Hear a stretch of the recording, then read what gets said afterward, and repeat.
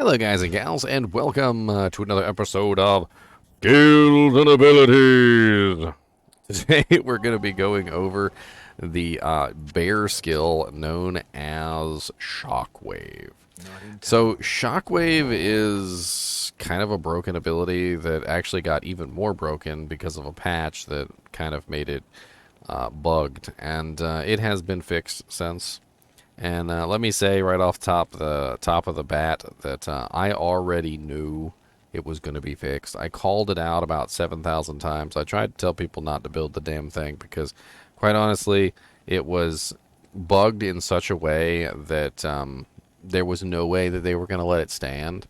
And how was it bugged? Well, it was basically dishing out way more damage than what it was supposed to. Like, we're talking about, like, it was doing like 7,400 damage, and it was also stunning monsters for like freaking 20 seconds, which was insane. And if you guys can't see an issue with that, I don't know what to tell you. Like, there's absolutely no way in hell that they're ever going to let an ability stun monsters for 17.2 seconds, do AoE damage, and also do 7,400 damage as well. Like, it's just too much. It's too good. You might as well just have a god ability that just smotes down monsters and kills them. Now, granted, I would like to see them maybe make Shockwave dish out more damage and reduce the stun length duration, but you can't have your cake and eat it too. You're not going to get your stun length duration and massive damage. It's going to be one or the other. So let's talk about Shockwave as it currently is, which is the fixed version. And the fixed version is basically a very, very useful ability that allows the bear to just kind of lock down targets. A lot of people kind of sleep on this ability for some reason, and you really shouldn't. If you're a bear, Shockwave is a one-point wonder. And what I mean by that is that it will literally stun a monster for a ridiculously long period of time with basically just 1 point. It also dishes out damage at the same time, which means you can pretty much utilize it to just lock down a target indefinitely and kill that target. Also, when the target is stunned, he can't really fight back, which means you can run up and start wailing on him while he's stunned. And what's he going to do about it? Nothing. He's going to do nothing about it because you have him in a stun lock. Now, Shockwave does have some quirks. So if you look at the ability and you like change where you use the ability. So, for instance, if I click out here, you'll notice that all the little tines are very tightly focused together. If I use the ability here, you'll notice that all the tines are very spread out. Each one of these tines can potentially stun a target for the full 17.2 seconds. And unfortunately, no, they cannot hit a target multiple times. So if you use this ability and more than one tine hits a monster, it will do nothing to the monster. Only one tine will hit it, and all the other ones will just pass through him harmlessly. This is to prevent you from being able to shotgun the ability. Shotgunning an ability is basically the process by which you focus the tines in one place like this, and you force all the tines to hit the target. If we were to figure out exactly how many of these tines there are, which isn't very difficult because you can just do this. So there are what? 1, 2, 3... 1, 2, 3, 4, 5. So there's 5 tines, right? So 5 tines times the damage output that it does, which is what? Let's just say it's 500, just to round it up. So 500, 600, 500, 1,000, 1,500, 2,000, 2,500, right? So if I hit somebody with all the tines, that would be 2,500 damage. In the case of the bugged version, it was 7,400 damage. So 7,400 damage would have been times 5. That would be pretty insane. And there's a reason why they prevent this, because it would actually be kind of too good. It's already pretty good, to be honest. It's not a damage ability, though.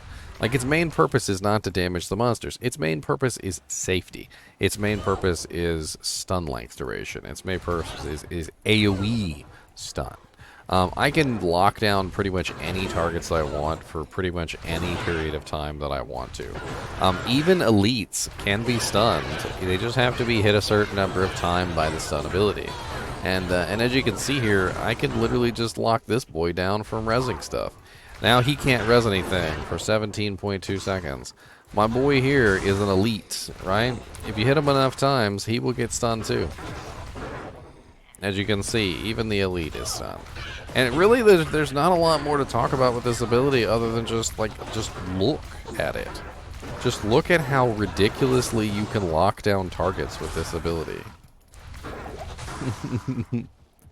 It is one of those crazy abilities that just does so much.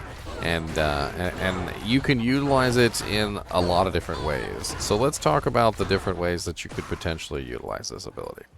Number one, you can utilize it as a melee character, just simply, doing melee things. What us melees do, like say if you're just a Maul Barbarian, having a 1 point in Shockwave is going to allow you a little measure of safety in any situation that you might be in danger. However, there's other reasons why you could be using it. You could potentially be a Summon Druid. So let's say you're a full Summon Druid with a army, and your army's getting its butt kicked. Well, guess what? You can stun all the monsters with a full army, let your full army run in there and just absolutely lay ham into the monsters. And the frickin' monsters can't even fight back because you've got them all stunned. So let's do a demonstration here real quick, because why not? You guys love demonstrations, don't you? It's your favorite part of the show. Alright, so let's say I got my full army running, and I've got my Shockwave out, and I go back to, what was I at? Stonyfield, where that big bad boy was? Or was it Cold Plains? I think it was Cold Plains. So let's take this monster, for instance. I can just stun him, right? So he can't even fight back. Here, look. Look, now he's stunned. Now all my boys are going to go over there and actually lay ham into him, and he's going to be stuck. I can even stun the elite. Just takes a couple hits. Now the elite can't even fight back, and now my army is just laying into him, laying into this guy. It's an absolutely powerful secondary ability to a Summon Druid, because you can essentially just allow your minions to just lay ham into somebody. Now, what do I mean by lay ham? Well, anytime your minions are attacked, there's a potentially chance that they could be put into a faster hit recovery loop, right? This means that they're not attacking for that duration of time that the monster is hitting them, and so they're not really putting out their full damage potential. If they're stunned, however, if the monsters are stunned, well, guess what? Your army's putting out its full damage potential, because nothing's interrupting them. Nothing is stopping them from dishing out damage. So they're going to dish out more damage because the monsters are stunned. They're also going to die less because, again, the monsters are stunned.